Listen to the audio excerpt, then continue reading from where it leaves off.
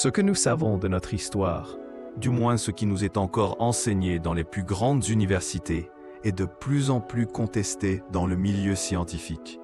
Selon l'enseignement approuvé, l'être humain relativement évolué serait apparu en Sumérie, aujourd'hui l'Irak, depuis environ 6000 ans seulement. Mais voilà que de nombreuses preuves très solides remettent en question tous les livres d'histoire tels que nous la connaissons. Qui étaient ces grands bâtisseurs qui ont taillé, soulevé et apporté les plus gros monolithes sur des kilomètres et qui ensuite les ont imbriqués les uns dans les autres? L'archéologie interdite ou l'archéologie censurée ne sont plus mises en doute aujourd'hui. Les archéologues, en général, sont financés par les plus grandes universités et de toute évidence, ceux-ci ne désirent pas bouleverser les croyances établies.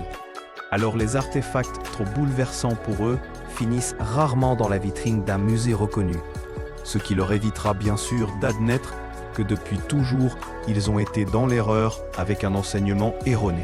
De nombreuses découvertes ont mis à mal l'archéologie traditionnelle dans les dernières décennies, à un point tel que ça devient très difficile de pouvoir les expliquer, à moins que l'on admette l'existence de civilisations très évoluées.